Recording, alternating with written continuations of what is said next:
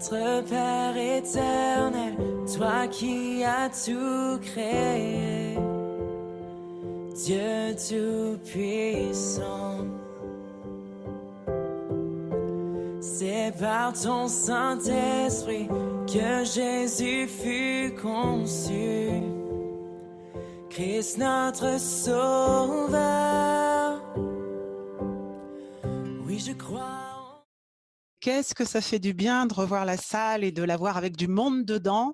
On bénit le Seigneur et on a hâte, en tout cas pour moi, de pouvoir être avec vous tous dans la salle. On veut vraiment remercier le Seigneur.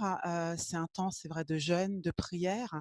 Et c'est pas un temps où on se lamente, mais vraiment soyons dans la joie et l'espérance, parce que nous avons choisi la bonne part, celle d'être là, celle d'être ensemble pour le louer et l'honorer. Papa, je te remercie pour tes grâces, je te remercie pour ta fidélité, je te remercie pour ton amour. Je te remercie, Seigneur, parce que tu es là, quelles que soient les circonstances, quels que soient les temps. Et Seigneur, nous voulons te bénir et nous voulons être ensemble, unis, pour t'adorer, Seigneur, parce que nous ne voulons pas que notre joie dépende des circonstances. Nous ne voulons pas que notre amour, nos manifestations d'amour dépendent de ce que nous vivons, mais plutôt de ce que tu es, de ce que tu représentes pour nous, de ta présence simplement au milieu de nous. Et nous savons, Seigneur, que tu es au milieu de nous, parce que ta parole nous dit que tu sièges au milieu des louanges de ton peuple. Et Seigneur, nous t'invitons encore ce matin à venir siéger, à venir trôner au milieu de nous. Merci pour ces temps de partage de ta parole. Merci pour ces temps de chant, Seigneur, où tout nous oriente, tout nous focalise vers toi. Merci pour ces temps d'intercession aussi, pour l'Église, pour les besoins, mais aussi, Seigneur, pour être à l'écoute, Seigneur mon Dieu, de ce que tu as à dire à tes enfants. Alors bénis chacun d'entre nous, aide-nous à être attentifs à ta voix, Seigneur, et surtout à nous sentir libres, libres de partager ce que tu mets sur nos cœurs, libres, Seigneur mon Dieu, de t'exprimer ce qui te fait tant plaisir, d'entendre nos cœurs communiquer avec toi, quel que soit leur état. Ce que tu veux, c'est une relation, et c'est ce que nous sommes venus faire ce matin, te louer et t'honorer. Amen. Gloire à Dieu. Gloire à Dieu. Amen. Nadège disait dans sa prière que c'est pas vraiment le moment de se laisser aller à la tristesse, d'être abattu. C'est vrai que ces moments de confinement et tout ce qui s'est passé autour a été vraiment compliqué, difficile à gérer. Et je remercie le Seigneur pour sa paix, pour sa consolation. Il est le Dieu de toute consolation, comme la parole le dit. Et tout à l'heure, quand on priait pour le culte, j'ai voulu me rappeler de tout ce que Dieu a fait, de tout ce que Dieu est dans nos vies.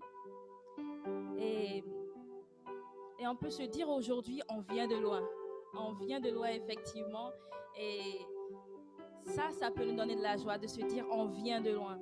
Aujourd'hui, dimanche 14 juin, c'est ça 14 juin, on a finalement mis pied dans l'église et on est un même corps avec le même Saint-Esprit. Et même si vous êtes là chez vous, vous n'êtes pas directement ici à l'église, c'est comme si vous étiez là parce que nous savons que vous êtes de tout cœur et que c'est vraiment le premier pas pour qu'on puisse vraiment se réunir ensemble. Je voudrais lire dans le psaume 23, le psaume 23. Je pense que vous connaissez. Si vous ne le connaissez pas, c'est une occasion pour le découvrir. L'Éternel est mon berger, je ne manquerai de rien. Il me fait prendre du repos dans des pâturages bien verts. Il me dirige près des eaux paisibles. Il me redonne des forces. Il me conduit dans les sentiers de la justice à cause de son nom. Même quand je marche dans la sombre vallée de la mort, je ne redoute aucun mal, car tu es avec moi. Il est avec nous.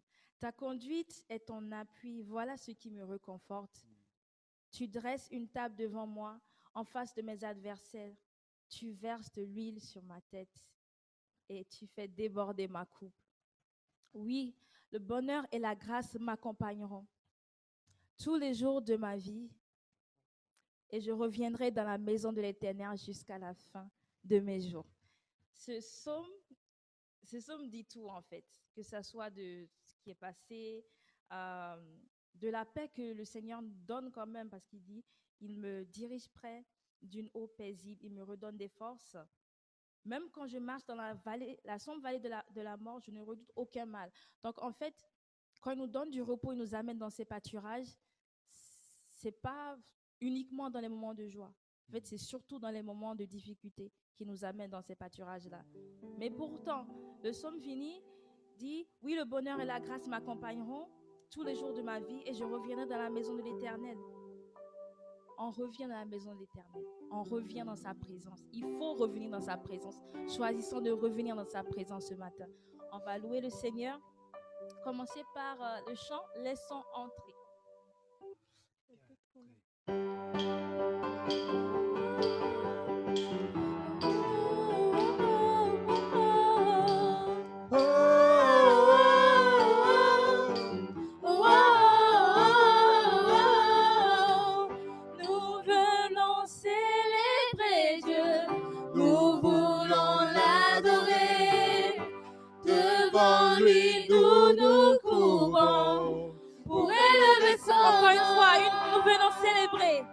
Venons célébrer Dieu, nous voulons l'adorer. Devant lui, nous nous courbons. Devant lui, nous nous courbons Pour élever son nom.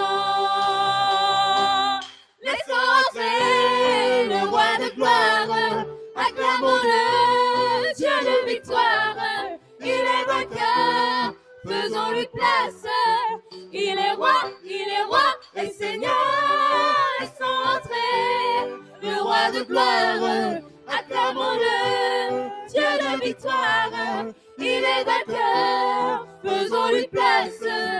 Il est roi et Seigneur. Oh, oh, oh, oh, oh. Tu es là. Dieu est là, il nous attend. Il entend nos prières. Tu le vois. Sa parole est éternelle. Elle est notre essentiel. Laissons entrer le roi de gloire. Acclamons-le, Dieu de victoire. Il est vainqueur, faisons-lui place.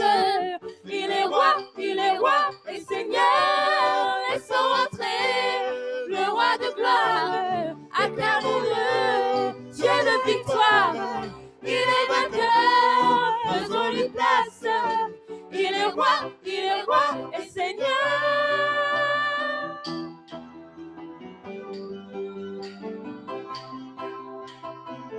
Accueillons Dieu. Merci Seigneur. Merci Seigneur. Accueillons Dieu dans nos cœurs.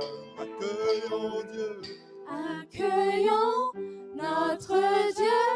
Il est le merveilleux, glorieux, majestueux. Accueillons notre Dieu. Il est le merveilleux, glorieux, majestueux. Accueillons encore une fois. Accueillons Dieu. Accueillons notre Dieu. Il est le merveilleux, glorieux, majestueux. Accueillons Dieu. Accueillons notre Dieu. Il est le merveilleux, glorieux, majestueux. Le Dieu de victoire, il est vainqueur, faisons-lui place. Il est roi et Seigneur. Oh,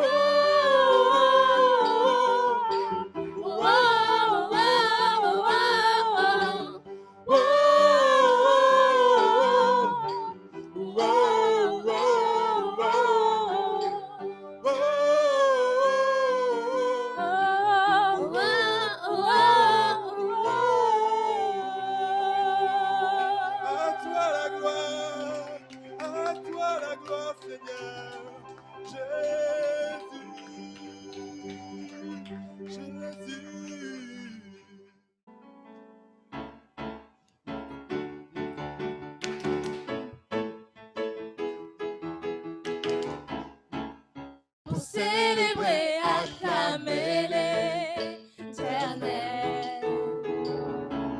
Tous les peuples et les nations entendent, anima la gloire du Fils de l'homme. L'Éternel est bon, il fait de grandes choses. L'Éternel est bon, oui, nous le chantons. Son nom est le grand je suis, celui qui console et guérit. Nul ne peut se comparer à lui. Non, non, aucun. L'éternité en pouvoir lui est donné, le le même pour l'éternité. Rien ni personne ne peut l'égaler. Ne peut l'égaler. Oh, oh, oh, oh, oh, oh, oh, oh. Ne peut l'égaler. Dieu n'est comme toi. Ne peut l'égaler.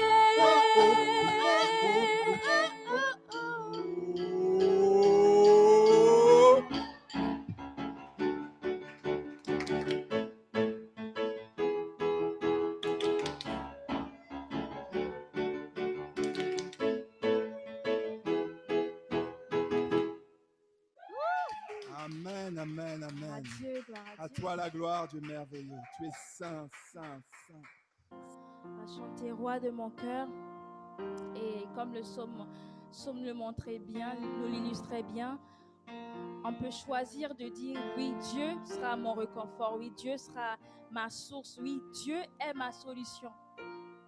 Et être satisfait de lui, d'être content, de savoir qu'il suffit en fait, qu'il nous suffit. Roi de mon cœur. Que le roi de mon cœur soit la montagne où j'accours, la source où je vais boire. Oh, il est mon chant. Que le roi de mon cœur soit à l'ombre où je me cache. Merci. La rançon pour ma vie. Oh, il est mon chant. Tu es bon, Bon. oh, tu es bon, bon, oh, tu es bon, bon. Oui, tu es bon. Tu es bon, bon, bon. Que le roi de mon cœur soit mon encre dans les voiles et le vent dans mes voiles. Oh, il est mon chant. Que le roi de mon cœur soit le feu qui brûle en moi, un écho qui se répand. Oh, tu es mon chant. Tu es bon, bon, oh, tu es bon, bon, oh, tu es bon, oh, tu es bon, bon,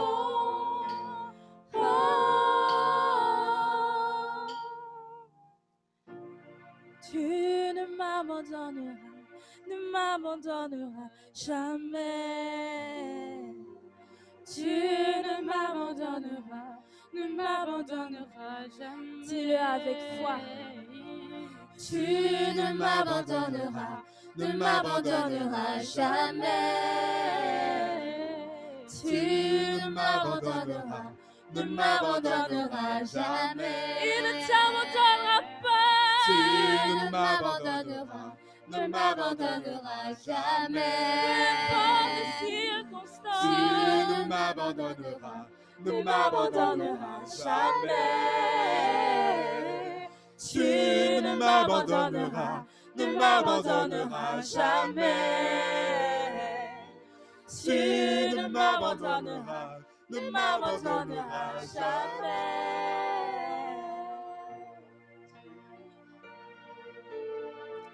Prie à ton Dieu. Dis-lui combien tu l'aimes. Dis-lui combien tu as besoin de lui. S'il est ta source, s'il est la montagne où tu cours, ton refuge, ton seul espoir, prie, prie, prie, adore-le.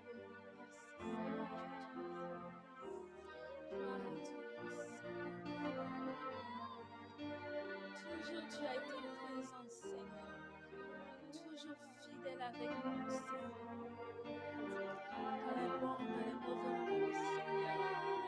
L'ami fidèle, le Dieu guérisseur, l'Éternel des armées, puissant dans le combat. Notre Père, notre Seigneur, notre ami, notre Sauveur, notre Rédempteur. Tu es tellement grand, Seigneur, tout pour nous, 3 fois saint, Roi des rois, Seigneur.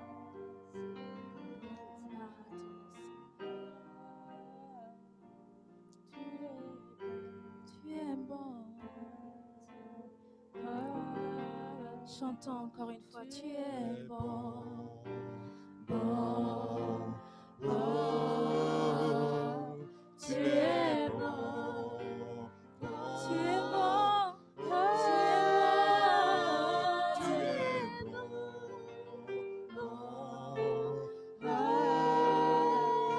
tu es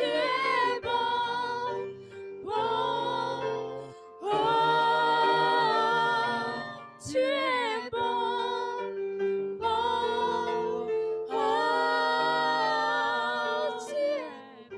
Alléluia, Dieu Saint. Merci pour ta grâce, pour ta bonté.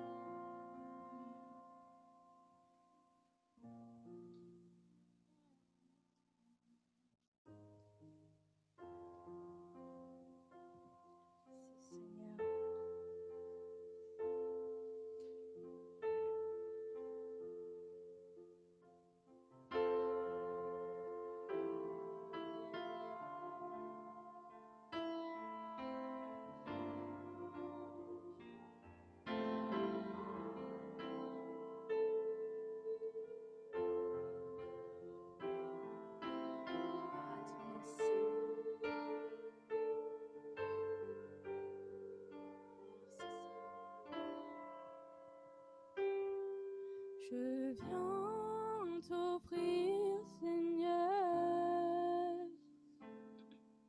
ce que j'ai de meilleur. Alléluia, Dieu Saint. Je viens t'offrir ma vie. Amen. Prends nos vies, Seigneur. Amen. Oui, à toi, Jésus-Christ. Et même si je suis fragile, et même si c'est difficile, je chanterai gloire à l'Éternel. Je chanterai louange à son nom. Je chanterai Dieu, mon essentiel. Je chanterai à l'honneur de son nom. Viens te dire, Seigneur, que tu es mon bonheur. Non, rien ne peut détruire Alléluia, Dieu Saint. notre bel avenir. Et même si je suis fragile, même si c'est difficile. C'est mon sacrifice, Seigneur. Je chanterai gloire à l'Éternel. Je chanterai louange à son nom. Je chanterai Dieu, mon essentiel. Je chanterai l'honneur de son nom. Je chanterai. Je chanterai gloire à l'Éternel. Je chanterai louange à son nom. Je chanterai Dieu, mon essentiel. Je chanterai en l'honneur de son nom. Et toute ma vie, Et toute ma vie, je redirai que tu as donné ta vie. toute ma vie, Toute ma vie, je redirai que tu as payé le prix. Jésus, Toute ma vie, je redirai que je ne vis que pour lui.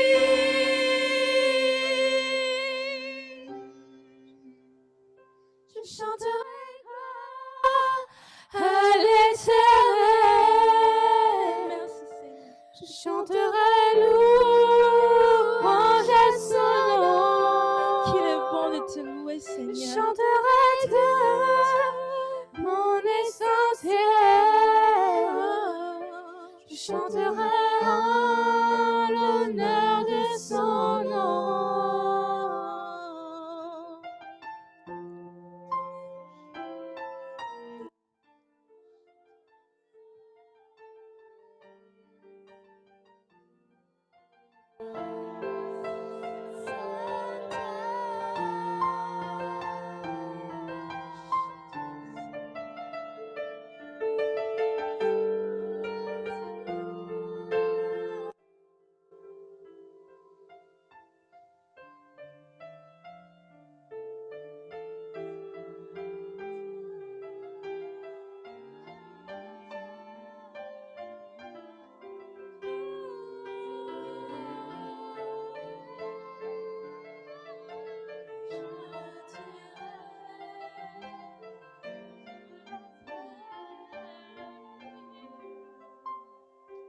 Je chanterai gloire à l'Éternel. Je chanterai louange à son nom. Je chanterai Dieu, mon essentiel. je chanterai en l'honneur de son nom.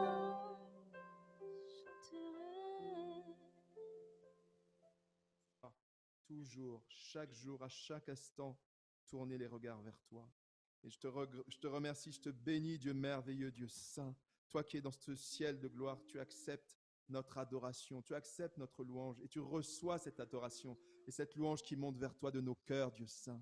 Alors oui, nous ne sommes pas parfaits, je ne suis pas parfait, je t'ai demandé pardon pour mes offenses et je veux encore, Seigneur mon Dieu, me repentir, me prosterner devant toi, Seigneur mon Dieu saint, mais que rien ni personne ne me sépare de ton amour. Rien ni personne ne me séparera de ton amour parce que c'est écrit dans ta parole, parce que c'est ta promesse et parce que je la crois, parce que ta parole est la vérité. Tu es digne d'être élevé et béni et que nul ne se prive de ta grâce ce matin. Alléluia. Reçois notre adoration dans notre quotidien.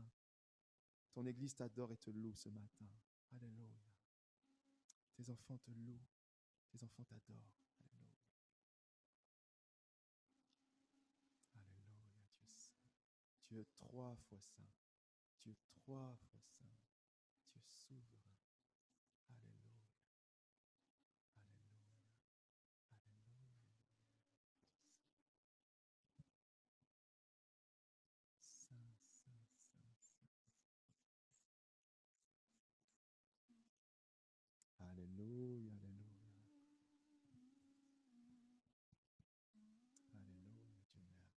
ton cœur.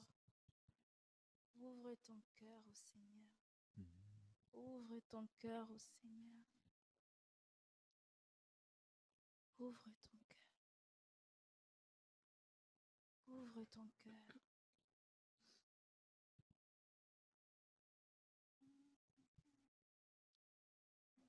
Alléluia, alléluia, alléluia.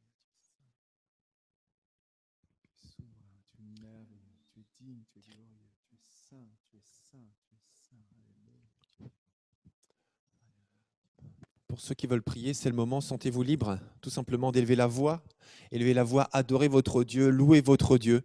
Quoi que vous ayez à dire, quoi que vous ayez à manifester dans votre reconnaissance pour Dieu, vraiment, positionnez-vous comme ceux qui veulent décrire.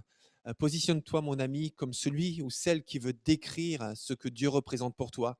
Parle de la grandeur de Dieu. Quelle que soit ta vie, quel que soit ton contexte, tu peux parler de la grandeur de Dieu parce que Dieu est Dieu et il restera Dieu quoi qu'il arrive. Il est le premier et le dernier, il est le commencement et la fin. Alors, il est Dieu. Donc, parle de Dieu, décris Dieu dans ta prière, honore Dieu, loue Dieu. Comme d'habitude, activez votre micro, adorez votre Dieu, louez-le et ensuite désactivez votre micro. Seigneur, je te remercie, je te rends grâce pour ta paix, ta bonté. Merci pour tout ce que tu fais pour nous. Merci parce que tu es grand, tu es miséricordieux, Seigneur. Alors nous te remercions. Moi, je ne peux que te remercier quotidiennement pour ce que tu fais pour nous, pour ce que tu feras encore, Seigneur. Alors nous te remercions ce matin. Merci pour tous ces frères et sœurs que tu nous as permis avec lesquels tu nous permets de nous réunir, même si c'est à travers Zoom, Seigneur. Mais merci pour ces cœurs, Seigneur, que tu assembles. Seigneur, merci pour cette parole, merci pour ces adorations, ces louanges qui montent vers toi, Seigneur, et que nous puissions vraiment ouvrir nos cœurs à toi en ce matin encore. Merci, Amen.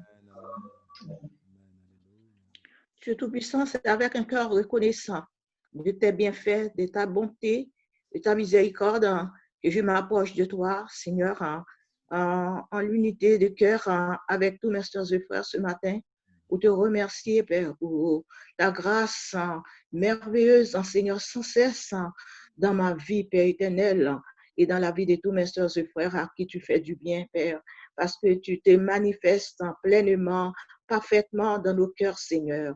Père, tu es présent. Et nous te disons merci pour ce moment encore, ce moment de louange, d'adoration, de remerciement, Seigneur.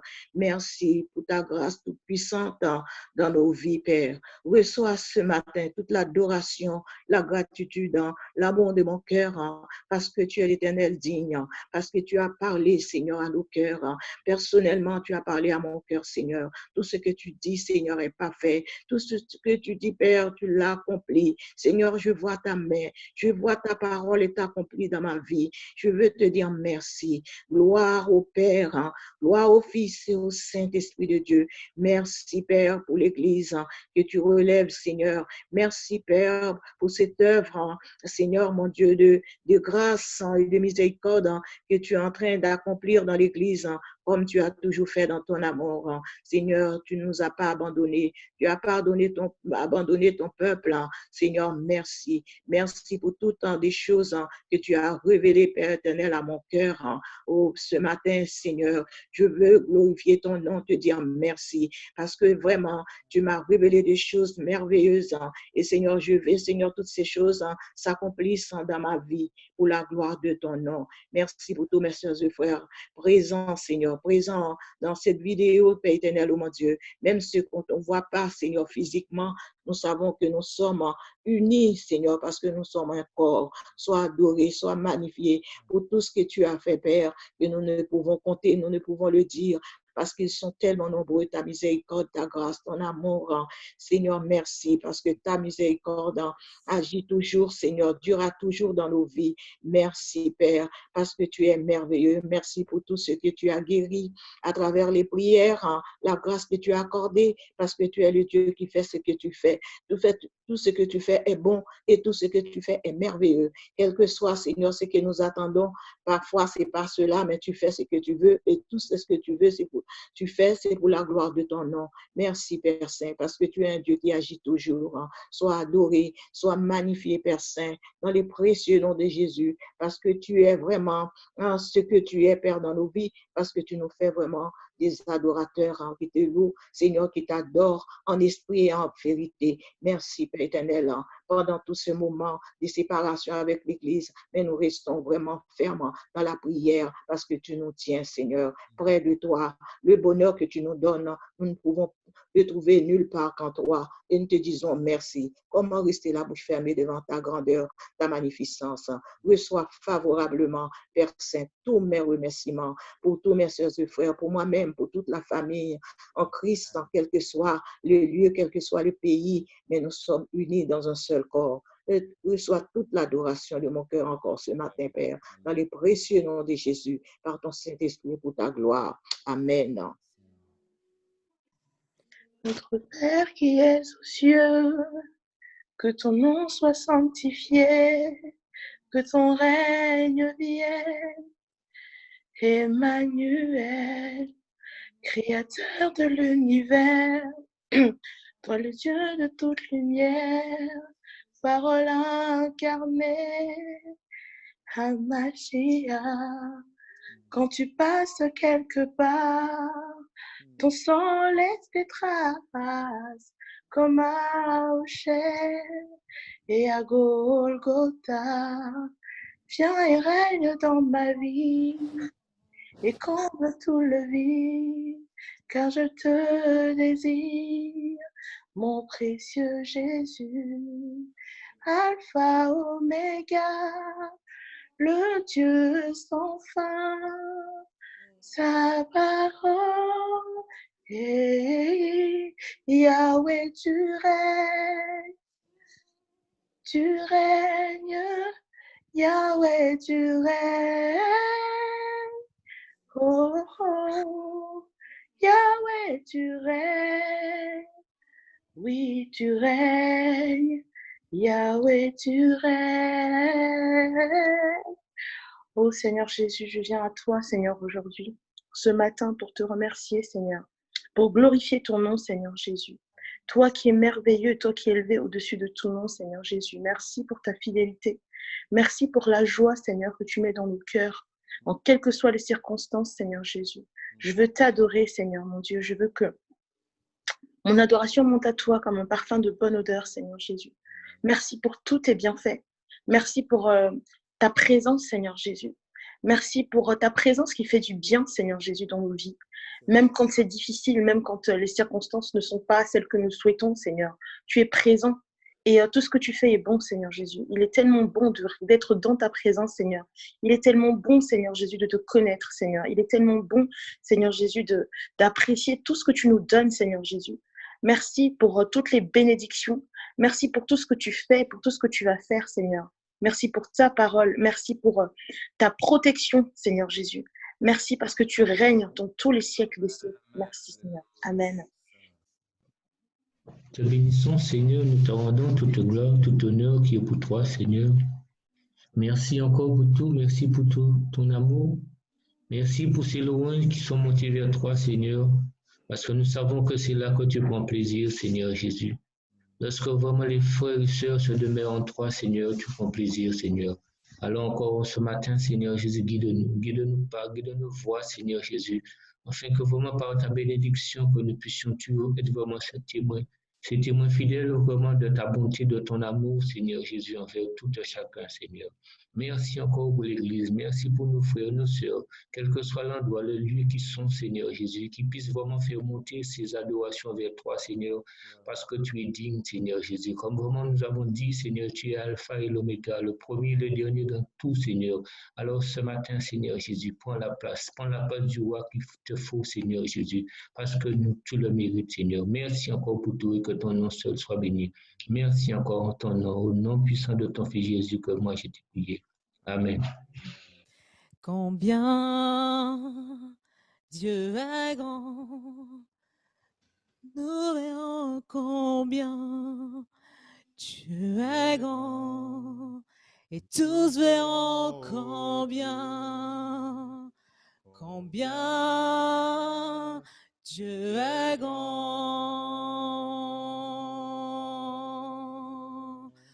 combien Dieu est grand. Nous chantons combien tu es grand et tous verront combien tu es grand, combien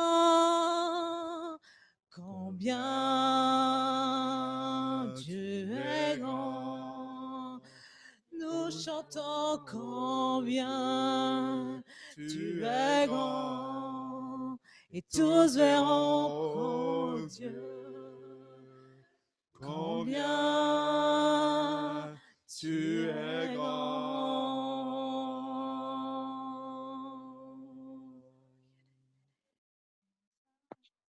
Psaume 30. Je t'exalte, Éternel, car tu m'as relevé. Tu n'as pas laissé mes ennemis se réjouir à mon sujet. Éternel, mon Dieu, j'ai crié à toi et tu m'as guéri. Éternel, tu as fait remonter mon âme du séjour des morts. Tu m'as fait revivre loin de ceux qui descendent dans la fosse. Psalmodiez en l'honneur de l'Éternel, vous ses fidèles. Célébrez son saint nom, car sa colère dure un instant, mais sa faveur toute la vie. Le soir arrivent les pleurs et le matin la jubilation. Je disais dans ma tranquillité, je ne chancellerai jamais. Éternel, par ta faveur, tu avais puissamment affermi ma montagne. Tu cachas ta face et je fus troublé. Éternel, j'ai crié vers toi, j'ai supplié l'Éternel. Que gagnes-tu à verser mon sang, à me faire descendre dans le gouffre? La poussière te célébrera-t-elle? Racontera-t-elle ta vérité? Écoute, Éternel, fais-moi grâce. Éternel, sois mon secours. Tu as changé mon deuil en allégresse. Tu as délié mon sac et tu m'as ceint de joie, afin que tout mon être psalmodie en ton honneur et ne soit pas muet. Éternel, mon Dieu, je te célébrerai toujours. Seigneur, oui, tu es grand et digne de louange. Je t'adore et te bénis ce matin parce que tu es supérieur à toute circonstance, à toute personne, à toute créature. Seigneur, tu étais dès le commencement et tu seras là encore à la fin. Merci mon Dieu parce que tu es venu une fois et ta parole dit que tu reviens bientôt. Alors merci Seigneur mon Dieu parce que tu nous permets en toutes circonstances, tu me permets en toutes circonstances de lever les yeux au ciel et de te regarder toi, de te contempler toi Seigneur. Et en t'admirant toi Seigneur, je prends du recul par rapport à tout le reste parce que tu n'es pas dépendant du temps, tu n'es pas dépendant des circonstances, tu n'es pas dépendant des événements Seigneur, tu es et tu restes Dieu. Tu es le rocher des âges, tu es un socle solide sur lequel nous pouvons poser notre vie.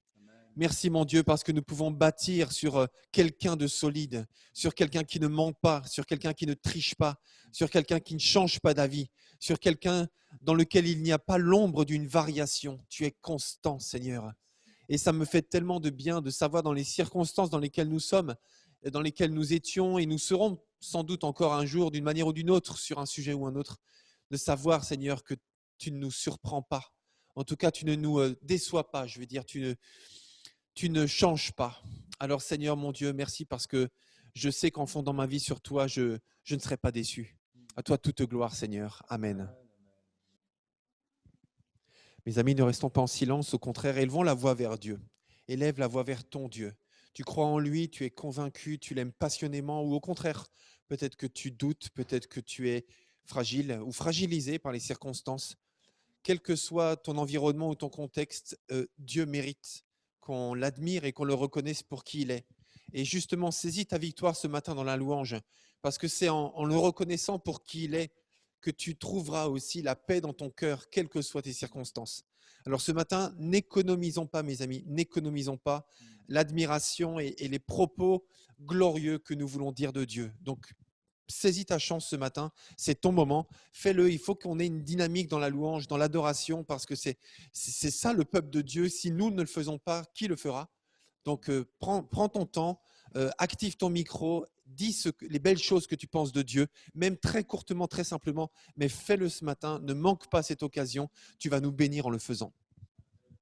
Seigneur, sois glorifié.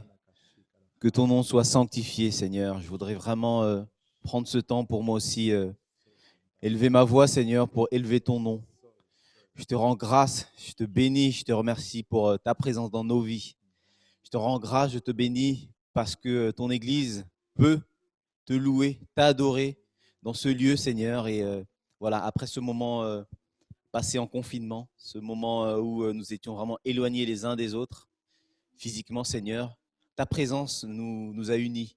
Ta présence nous a gardés les uns à côté des autres, Seigneur. Alors moi, je voudrais élever ma voix, Seigneur, vraiment pour te louer, t'adorer, Seigneur, pour te remercier.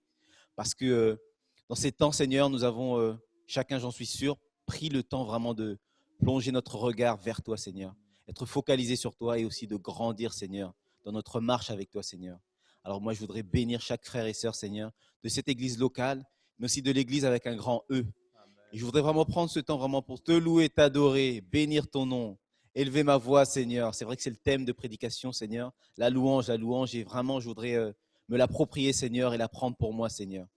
Vraiment te bénir, te louer, t'adorer, Seigneur. Je ne répéterai jamais assez, vraiment te bénir, te louer et t'adorer parce que tu es grand. Pour ce que tu es, pas seulement pour ce que tu fais, Seigneur, parce que, voilà, nous ne pouvons pas compter les choses innombrables que tu fais pour nous, Seigneur. Mais nous voulons tout simplement prendre le temps de t'adorer pour qui tu es, Seigneur. Parce que tu es grand, tu es puissant, tu es bon. Tu nous as créés, Seigneur, à ton image. Tu as voulu cette relation entre toi et ta créature, l'être humain, Seigneur. Alors, tu as mis en nous ton esprit, Seigneur. Et ton esprit, Seigneur, nous voulons vraiment qu'elle prenne toute sa place pour que nous puissions communier avec toi et aussi entre nous, Seigneur. Alors, sois glorifié, sois béni. Et je remets la suite de ce culte, Seigneur, de ce moment, Seigneur, de communion fraternelle entre tes saintes mains, Seigneur. Sois glorifié, sois béni. Amen. Moi, j'attendais encore de la louange, de l'adoration, de l'expression personnelle. Je sais très bien qu'on peut le faire dans son cœur et on le fait dans son cœur. Mais en même temps, c'est pas pareil quand on le garde pour soi et quand on le partage aux autres. Merci Seigneur, ça fait tellement de bien d'être là avec vous ce matin, avec vous sur Zoom et puis avec vous en présentiel. On est une douzaine ici présents à la rue Saint-Jean, enfin pas dans la rue Saint-Jean mais dans l'église. Et j'ai l'impression qu'on était 1000. Tellement c'était puissant, c'était glorieux. Merci au groupe de louanges. Merci de nous avoir conduits dans la louange, dans l'adoration. On n'attendait que ça. En tout cas, on est heureux d'avoir partagé ce temps de louange avec vous tous qui êtes à distance. Voilà, donc réservez déjà la date du 28 juin parce qu'on pourra se retrouver ensemble en plein air. On a un protocole sanitaire qui se rôde, donc ça va marcher très très bien. En tout cas, bienvenue à tous et bienvenue à toutes. Heureux de vous retrouver ce matin encore une fois pour ce 12e culte que nous vivons depuis le début du confinement. Et maintenant, nous sommes en déconfinement. Alors, ce matin, on va continuer tout simplement cette série de prédications sur la puissance de la louange. La puissance de la louange.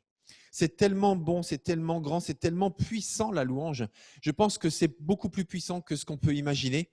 Alors ce matin, je vous inviterai à prendre votre Bible ou votre texte biblique dans le psaume 150. Psaume 150. Donc tout à l'heure, merci Victoria, tu nous as conduits dans un des psaumes. D'ailleurs, j'étais béni aussi, je tiens à le dire, par chacun d'entre vous, bien sûr, qui avait élevé la voix.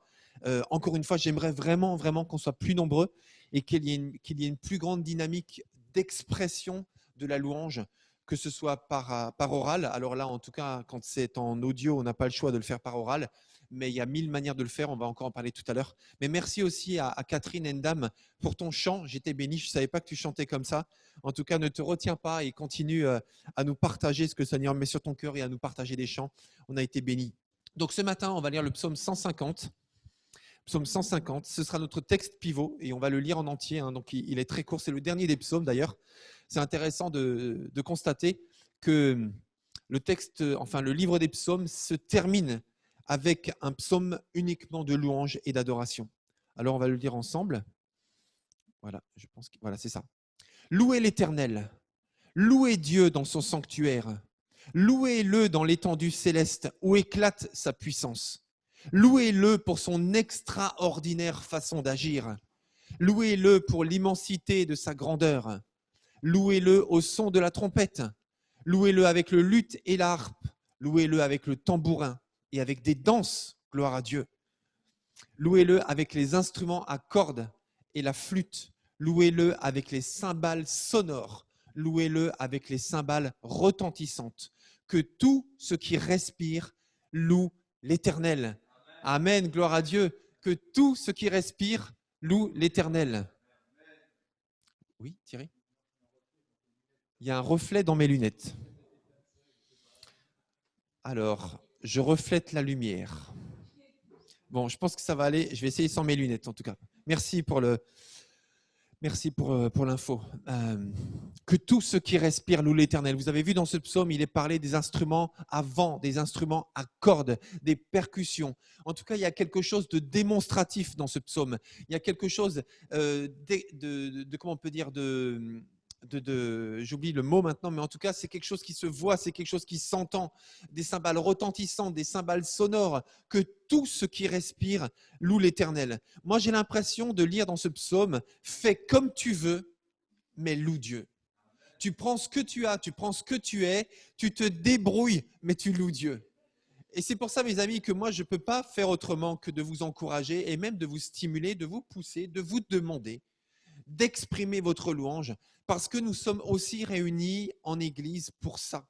C'est notre rôle d'exprimer la louange. C'est notre rôle de louer Dieu. Nous avons été sauvés pour ça. Nous avons été créés pour ça. On va le voir dans quelques minutes. Alors encore une fois, fais comme tu veux, mais loue Dieu. Sois créatif. On le voit dans ce psaume. Il y a 1000 manières de louer Dieu, mais loue Dieu. Gloire à Dieu. Alors la semaine dernière, on avait déjà commencé cette série sur la puissance de la louange. Alors, de quoi parlons-nous? C'est ce qu'on a vu la semaine dernière. De quoi parlons-nous quand nous parlons de la louange?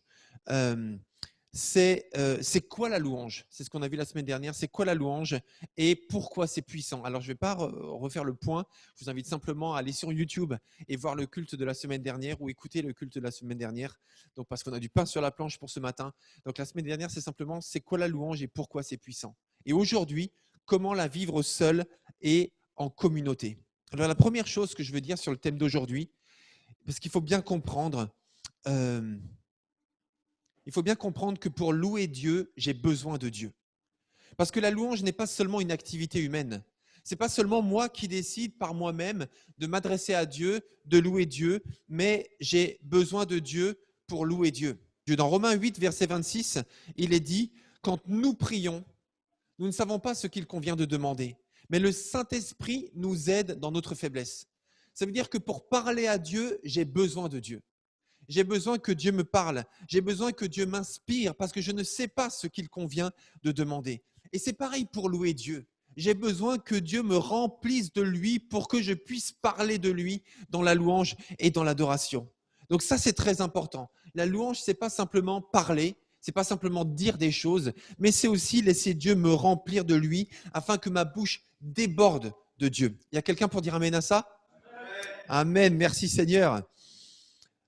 Deuxièmement, donc toujours dans ce premier point, j'ai besoin de Dieu pour louer Dieu. Tout à l'heure, je disais, fais comme tu veux, débrouille-toi, mais loue Dieu. Et pourquoi je dis ça? J'ai aussi dit tout à l'heure que nous avons été sauvés, nous avons été créés pour louer Dieu. Eh bien, la nature elle-même loue Dieu. Dans Ésaïe chapitre 55, verset 12, il est dit « Vous sortirez avec joie et vous serez conduits en paix.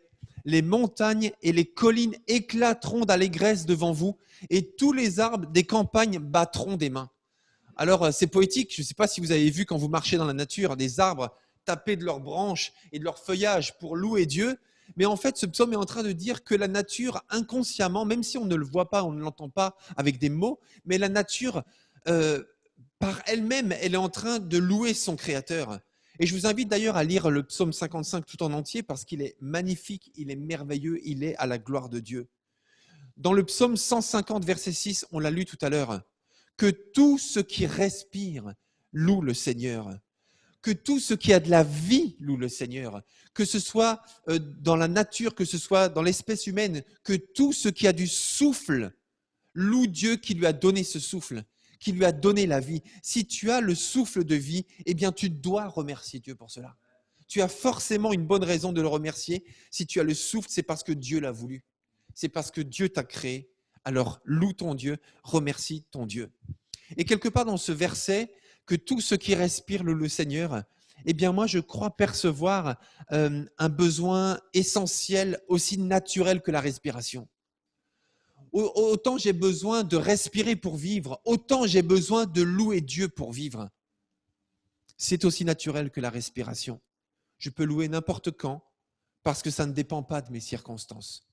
Je respire, je ne respire pas seulement pour un but, je respire pour vivre. Je ne respire pas seulement pour marcher, je ne respire pas seulement pour aller travailler, je ne respire pas seulement pour manger, mais je respire parce que c'est ma raison d'être, c'est nécessaire à mon existence. Et bien de même, la louange ne dépend pas des circonstances, parce que la louange est rattachée à Dieu. Quoi que tu vives, quoi que tu ressentes, ça je l'ai dit la semaine dernière, mais je veux réinsister là-dessus. Parce que trop souvent, on entend des gens dire « Eh bien, je n'ai pas le cœur à louer Dieu. » Je n'ai pas le cœur à louer Dieu, mais ça ne dépend pas de ton cœur. Oui, mais en ce moment, ça ne va pas, je n'ai pas envie de louer Dieu. Mais en ce moment, j'ai trop de problèmes pour louer Dieu. Mais ça ne dépend pas de toi, la louange. Ça dépend de Dieu. Et c'est la raison pour laquelle, et je vais en parler encore tout à l'heure, très souvent, la louange, c'est la clé de la victoire. C'est la clé de la délivrance. C'est la clé de la paix. C'est la clé de la joie. Parce qu'elle ne dépend pas de toi. Elle dépend de Dieu. Amen. Gloire à Dieu. Alors, j'ai le privilège d'avoir un auditoire devant moi, d'avoir des amis devant moi. Donc, quand je dis Amen, je ne vous entends pas chez vous, mais j'entends mes amis qui sont ici avec moi à la rue Saint-Jean, à Pontoise. Gloire à Dieu. Mes amis, c'est tellement important de louer Dieu pour qui il est, parce que la nature elle-même, elle loue son Dieu. Que tout ce qui respire loue l'Éternel. Tu respires, alors loue ton Dieu. On va lire aussi dans Romains chapitre 1, versets 21 et verset 23. Romains chapitre 1, versets 21 et 23. Et là, il est dit, depuis la création du monde, les perfections invisibles de Dieu, sa puissance éternelle et sa divinité se voient dans ses œuvres quand on y réfléchit. Ils n'ont donc aucune excuse, ceux qui ne veulent pas reconnaître Dieu pour qui il est.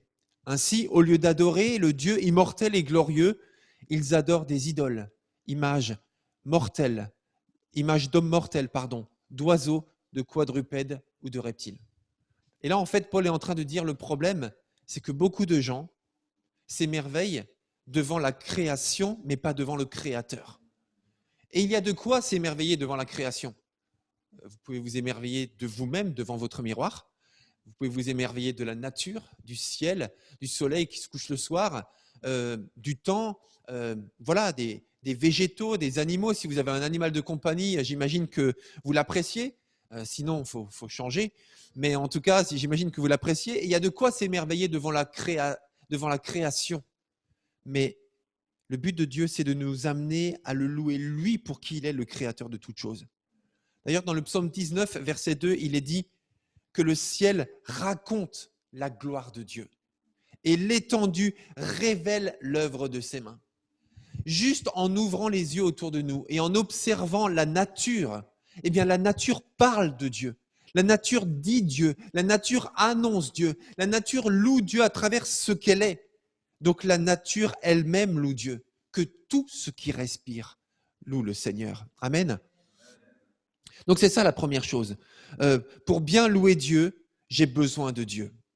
Donc je vais laisser Dieu remplir ma vie tout simplement, me remplir de sa présence afin que la louange sorte de moi tout simplement.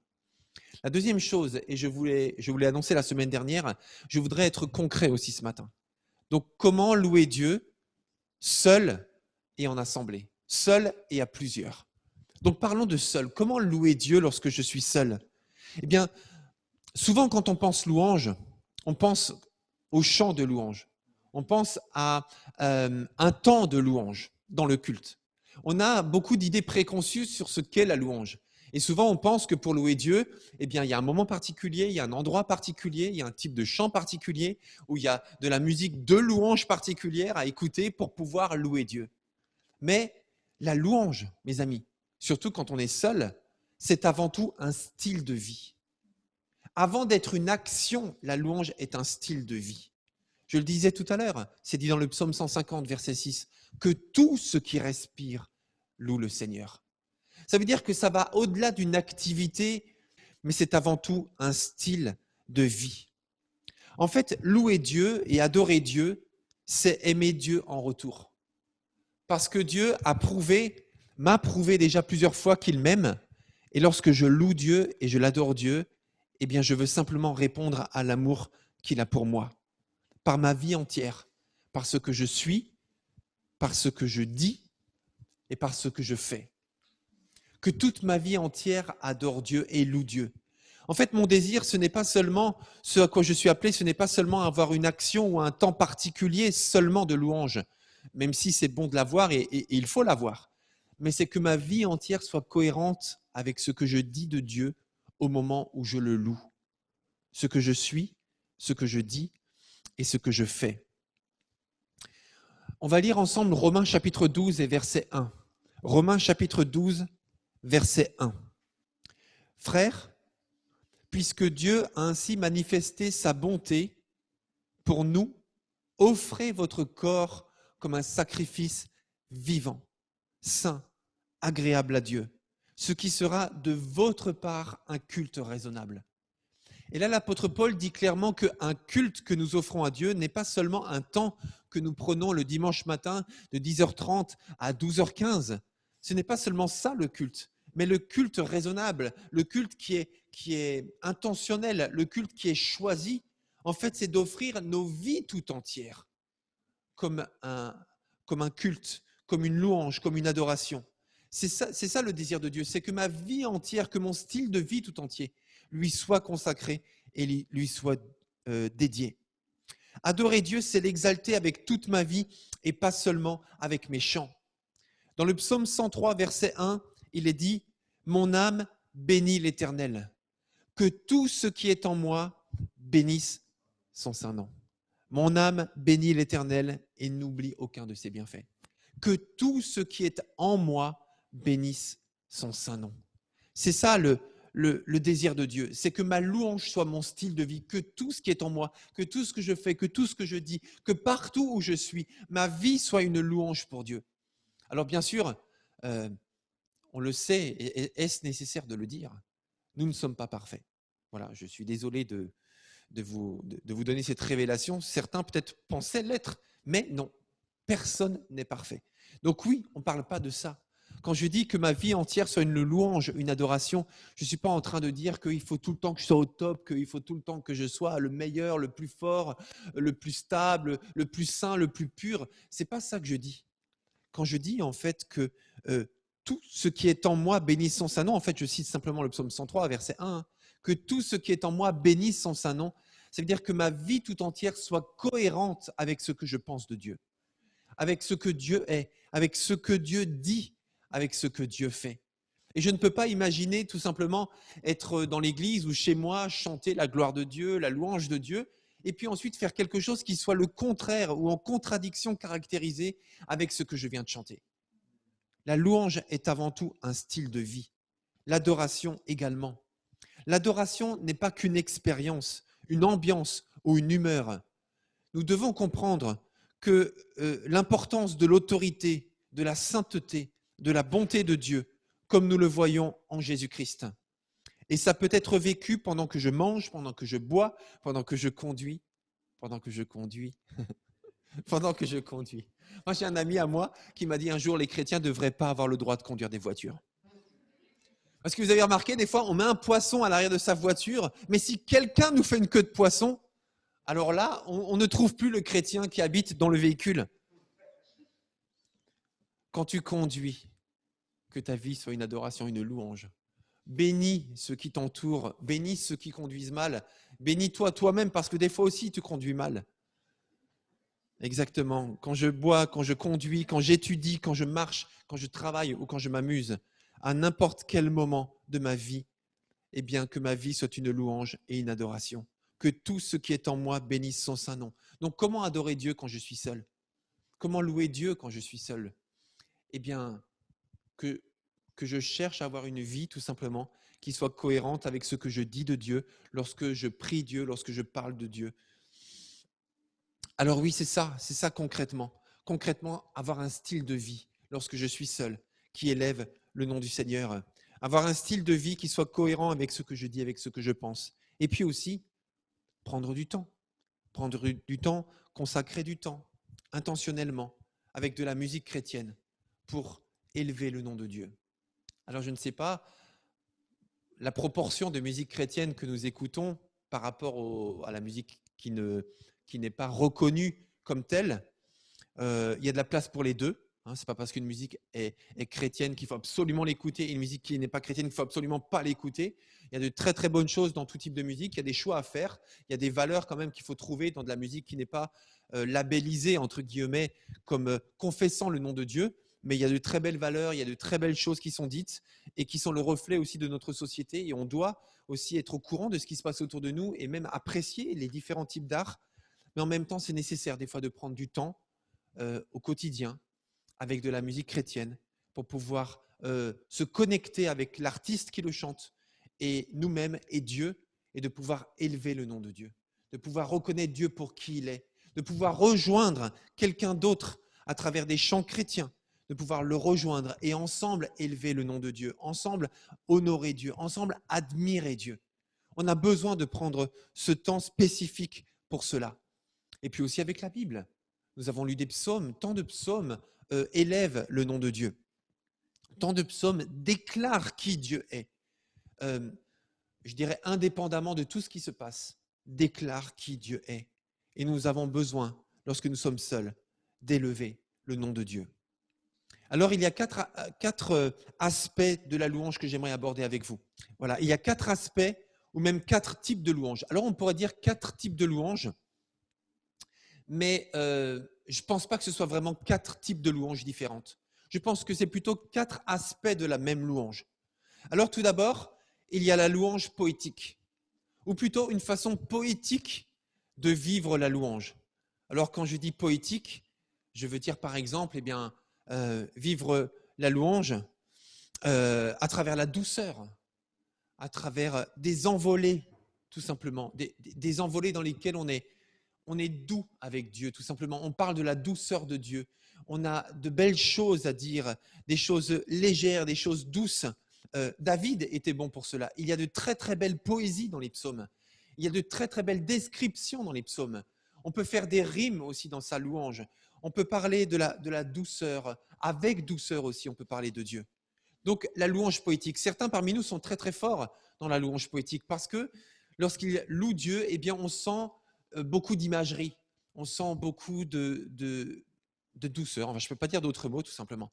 La louange poétique. Il y a beaucoup de poésie dans la louange. Et je pense qu'il faut cultiver la poésie dans la louange. Vous savez écrire des poèmes, louez Dieu avec vos poèmes. Vous savez dessiner, vous savez écrire, écrivez de belles choses qui honorent le nom de Dieu. Dessinez de belles choses. Il y a des gens, quand vous dansez par exemple, quand vous bougez votre corps, vous avez des mouvements qui sont doux, vous avez des mouvements qui sont fluides. Eh bien, exprimez aussi votre louange avec votre expression corporelle. Et louez Dieu de cette manière avec beaucoup de poésie. Moi, j'ai vu des gens exprimer leur louange à travers des mouvements tellement gracieux, tellement beaux. Moi, des fois, je regarde tout simplement comment les autres louent Dieu parce que ça nourrit ma propre louange et ça me bénit dans ma louange. Et je pense qu'on a le droit de faire ça. Vous savez, je le dis aussi parfois, je ne pense pas que louer Dieu ou prier Dieu, c'est toujours fermer ses yeux. Moi, je pense qu'au contraire, parfois, il faut les ouvrir. Il faut les ouvrir pour regarder ce qui se passe autour de nous. Il faut les ouvrir lorsqu'on est dans la nature pour admirer la beauté de ce que Dieu a créé. Je pense que c'est bon parfois d'ouvrir les yeux et de méditer ce que Dieu met devant nos yeux. Je pense que c'est bon de voir comment les autres louent Dieu, non pas pour critiquer, évidemment, surtout jamais, ou pour évaluer la façon dont les autres font, c'est pas du tout ça, mais simplement pour se connecter aussi à la façon dont les autres louent Dieu et les rejoindre aussi dans leur louange et dans leur adoration. Parfois de voir quelqu'un qui est profondément en communion avec Dieu, visiblement, profondément en communion avec Dieu, eh bien, ça m'aide à moi-même être en communion profondément et visiblement avec Dieu. Et je pense que c'est important d'être attentif aussi à ce qui se passe autour de nous. Enfin, là, je suis encore dans le cadre de louer Dieu et d'adorer Dieu seul. Alors, je ne vais pas développer encore le groupe. Donc, la louange poétique. Deuxièmement, il y a aussi la louange contemplative. En fait, ça, c'est vraiment une autre facette aussi de la louange. La louange contemplative. Et là, c'est lorsque je suis dans l'admiration, dans le silence, dans l'observation de Dieu. Vous savez, c'est comme si d'un seul coup, je voyais Dieu. En fait, je pouvais presque décrire Dieu, ce qu'il est, ce qu'il représente, ce qu'il incarne, ce que je perçois de lui, la contemplation. Je ne sais pas si vous êtes plutôt contemplatif ou pas. Voilà, il y a différentes manières de vivre la louange, il n'y a aucun problème avec ça. Moi, je pense que c'est une très belle manière d'adorer Dieu et de louer Dieu, la contemplation. Je ne sais pas si vous le savez, mais en France, il existe des ordres contemplatifs. J'en ai compté 8. Dans l'Église catholique romaine en particulier, il y a des ordres contemplatifs où ce sont des hommes, des femmes, en fait, qui sont souvent cloîtrés et qui font le vœu, souvent, de silence, de se couper de la société et puis d'être au service de la contemplation de Dieu. Alors, ça peut surprendre, on peut se dire, mais ça sert à quoi? Alors, moi, je pense que ça sert et je pense que si Dieu appelle quelqu'un à le faire, il doit le faire, tout simplement. Et je pense qu'on est tous appelés d'une manière ou d'une autre, à un moment ou à un autre, à vivre une louange contemplative, une louange qui est silencieuse, une louange qui est dans l'admiration, mais dans laquelle on ne trouve même pas les mots pour dire quoi que ce soit. Et on peut simplement contempler Dieu. Il y a aussi la louange combative. Alors c'est plutôt un aspect de la louange, mais c'est toujours la louange en fait. La louange combative. La louange est une arme dans le combat spirituel. Amen. La louange est une arme dans le combat spirituel, mais une arme particulière. Particulière pourquoi? Parce qu'avec la louange, je n'attaque pas le monde des ténèbres. Avec la louange, je n'attaque pas, ça veut dire je ne me positionne pas en décrivant le monde des ténèbres pour le dénoncer et pour m'y opposer. Dans la louange combative, je n'attaque pas non plus le problème ou la puissance des ténèbres, comme je viens de le dire, mais je confesse Dieu. Et dans la louange combative, j'élève la seigneurie de Dieu. Et je me réjouis de la seigneurie de Dieu. Et dans la louange combative, en fait, ce que je fais, je n'attaque pas directement le problème ou le monde des ténèbres, mais j'élève la seigneurie de Dieu et je déclare la seigneurie de Dieu. Et cela devient un rempart face à la puissance du diable. Ça veut dire que, intentionnellement, lorsque je suis dans une situation difficile ou face à un problème particulier, eh bien, je ne regarde pas le problème, mais je regarde Dieu et je déclare qui Dieu est, sa souveraineté, sa toute-puissance, sa seigneurie, la victoire qu'il a remportée sur la croix, son sang versé, son autorité souveraine sur toute créature sur la terre et dans le ciel. Et ça, c'est de la louange combative. Alors c'est particulier parce qu'on peut se dire, oui, mais la louange combative, ça veut dire que je dois dénoncer, je dois m'opposer officiellement contre le monde des ténèbres. Mais ce n'est pas ça la louange combative, parce que rappelez-vous que c'est de la louange. Et dans la louange, en fait, je ne suis pas en train d'attaquer, mais je suis en train d'élever Dieu. Amen. Je suis en train d'élever Dieu. Et en élevant Dieu, en déclarant son autorité, de par le fait, je combats le monde des ténèbres. Je combats les problèmes qui peuvent surgir dans ma vie. Amen. Dans le combat, lorsque je loue Dieu, je ne me focalise pas sur la bataille ou sur l'ennemi de Dieu, mais je me focalise seulement sur la solution, c'est-à-dire sur Dieu. Ça, c'est la louange combative. Donc j'élève Dieu, je me concentre sur Dieu, je me concentre sur son autorité, sur sa seigneurie, et là, les forteresses tombent. Les chaînes tombent. La puissance de Dieu s'impose dans la situation parce que je déclare et je me réjouis de la seigneurie de Dieu. La louange combative est une puissance, la louange est une puissance qui terrasse les œuvres du diable et qui ouvre les portes des prisons et qui fait tomber les forteresses.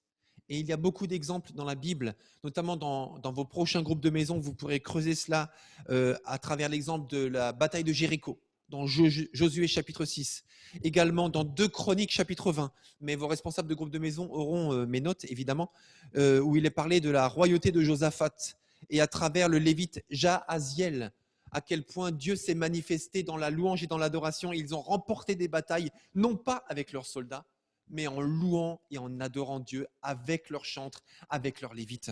Mais ce matin, je veux simplement parler d'une situation précise et on va la lire. C'est la situation de Paul et Silas qui se trouvent en prison. Dans Actes chapitre 16. Et on va lire dans Actes chapitre 16, versets 16 à 32. Acte 16, versets 16 à 32. Je vous laisse le temps de trouver le texte parce qu'il ne va pas s'afficher. Et comme on ne perd pas les bonnes habitudes, eh bien on va boire un peu de thé. Voilà. Ça, je ne pourrais plus m'en passer désormais. Le confinement m'a béni à travers le thé, d'accord. Le bon thé, car ta bonté durera toujours. Rappelez-vous, c'est biblique. Acte 16, versets 16 à 32. Un jour que nous nous rendions au lieu de prière, une esclave vint à notre rencontre. Elle avait en elle un esprit de divination, et ses prédictions procuraient de grands revenus à ses maîtres. Elle se mit à nous suivre, Paul et nous, parce que je ne sais pas si vous savez, mais c'est Luc qui a écrit l'évangile, qui a écrit les Actes des Apôtres, et l'évangile de Luc. Et quand il dit nous, quand il est dit, il se mit à nous suivre, Paul et nous, en fait, ça veut dire que Luc était à ce moment-là aussi avec Paul et Silas. Donc elle se mit à nous suivre, Paul et nous, en criant à tue-tête. Ces hommes-là sont des serviteurs du Dieu très haut. Ils viennent vous annoncer comment être sauvés. Elle fit cela plusieurs jours de suite. À la fin, Paul, excédé, se retourna et dit à l'esprit, « Je t'ordonne au nom de Jésus-Christ de sortir de cette femme. » À l'instant même, il la quitta. Lorsque les maîtres de l'esclave s'aperçurent que leurs espoirs de gain s'étaient évanouis, ils se saisirent de Paul et de Silas et les traînèrent sur la grande place de la ville devant les autorités. Ils les présentèrent aux magistrats romains et portèrent plainte contre eux en ces termes. « Ces gens-là sont des Juifs qui jettent le trouble dans notre ville. Ils cherchent à introduire ici des coutumes que nous qui sommes Romains n'avons le droit ni d'accepter ni de pratiquer. » La foule se souleva contre eux alors. Les magistrats leur firent arracher les vêtements et ordonnèrent qu'on les batte à coups de bâton. On les roua de coups et on les jeta en prison. Le gardien reçut l'ordre de les surveiller de près. Pour se conformer à la consigne, il les enferma dans le cachot le plus reculé et leur attacha les pieds dans des blocs de bois. Vers le milieu de la nuit, Paul et Silas priaient et chantaient. Priaient et chantaient quoi ? Les louanges de Dieu. Mes amis, ça, c'est une louange combative. Ça veut dire qu'au cœur du combat, au cœur de l'adversité, ils ont décidé que la louange était la clé. Et c'est dans ce sens-là où on parle de louange combative. Ça veut dire qu'au cœur de l'épreuve, je décide que je vais élever la seigneurie de Dieu. Je décide que Dieu est Dieu et de toute façon, quoi qu'il arrive, que ça s'arrange, que ça ne s'arrange pas, que ma vie continue, qu'elle s'arrête, que je sois guéri ou pas guéri, Dieu reste Dieu. Et je déclare la souveraineté de Dieu. Et ils ont décidé à ce moment-là, en pleine prison, rappelez-vous le contexte, voilà tout ça, eh bien, de louer et de glorifier le nom de Dieu. Voilà, verset 25.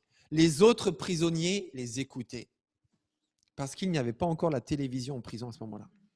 Tout à coup, un violent tremblement de terre secoua la prison jusque dans ses fondations. J'y pense d'ailleurs, peut-être que cette vidéo, elle sera écoutée en prison. Peut-être qu'elle sera vue en prison sur YouTube. Alors, si vous êtes en prison et que vous regardez cette vidéo, et ça fait plaisir d'être en lien avec vous et de pouvoir vous partager ce passage, parce que là où vous êtes dans votre cellule, élevez le nom de Dieu. Parce que ce Dieu-là, que vous connaissez ou pas, je ne sais pas, mais ce Dieu-là vous aime dans la situation dans laquelle vous vous trouvez, et c'est le moment ou jamais de louer le nom de Dieu comme Paul et Silas l'ont fait. Alors, écoutez bien ce qui s'est passé ensuite. Alors, je ne promets pas ça par contre pour les prisons de France. Alors, tout à coup, un violent tremblement de terre secoua la prison jusque dans ses fondations. Toutes les portes s'ouvrirent à l'instant même et les chaînes de tous les prisonniers se détachèrent. Le gardien se réveilla en sursaut et vit les portes de la prison grandes ouvertes.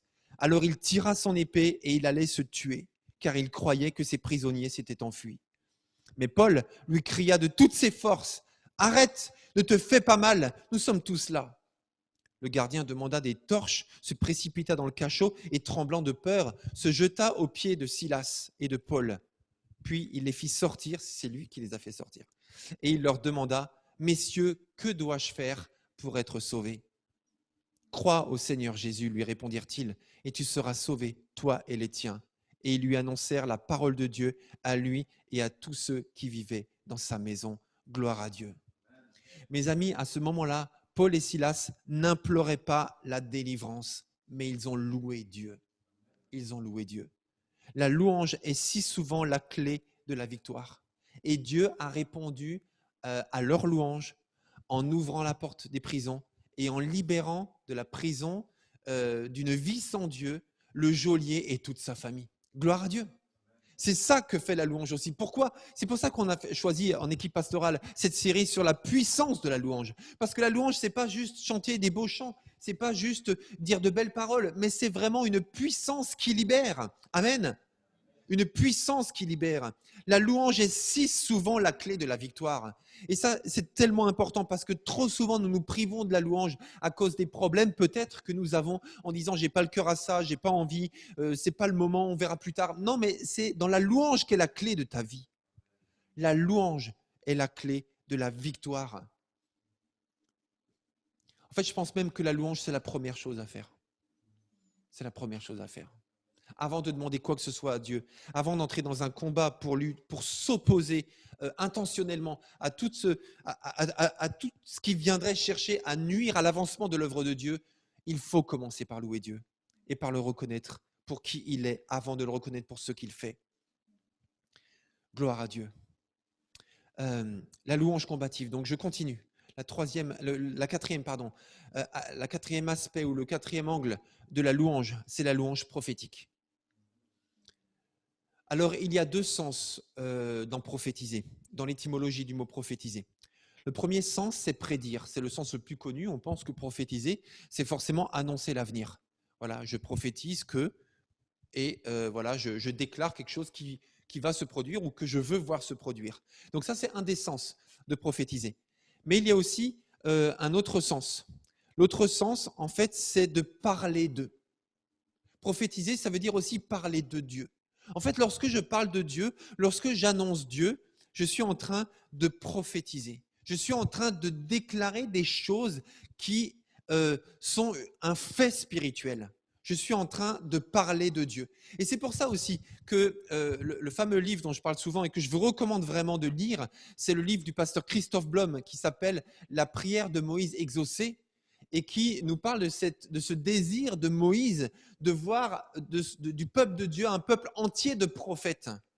Ça veut dire de prophètes, pas seulement de gens, pas nécessairement de gens qui parlent de l'avenir, mais de gens qui annoncent Dieu, qui déclarent Dieu, qui racontent Dieu autour d'eux, qui prient à la manière de Dieu, qui sont connectés avec Dieu.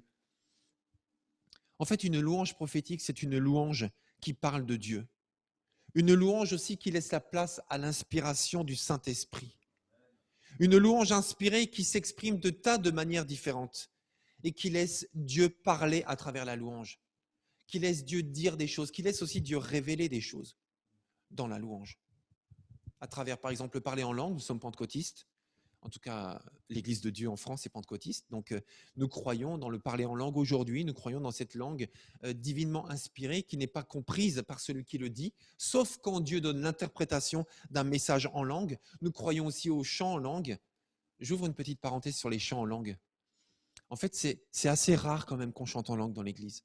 C'est rare. Pourquoi ? Est-ce que c'est par manque d'inspiration ? Moi, je ne pense pas. Moi, je pense que c'est parce qu'il y a une gêne avec le chant en langue. Il y a peut-être une gêne avec le parler en langue, peut-être de certains, pas d'autres. Mais je crois aussi qu'il y a une gêne du chant en langue. On ne sait pas comment commencer, on ne sait pas comment se laisser conduire dans le chant en langue. Et je vais en parler tout à l'heure. En fait, je crois qu'il y a une gêne dans la louange tout court. Et c'est pour ça aussi qu'il y a souvent, pas toujours, mais souvent, un manque de rythme dans la louange. Et normalement, quand on est ensemble, ça devrait fuser de tous les côtés la louange. Ça devrait être un feu d'artifice, la louange. Lorsqu'on est ensemble, même lorsqu'on est seul. Mes amis, vous savez, moi, je suis persuadé, enfin quand je dis je, c'est peu importe ce que je pense, mais c'est parce que c'est une conviction que j'ai. En fait, comme on peut louer Dieu n'importe quand, puisque ça ne dépend pas de nous, ça dépend de Dieu.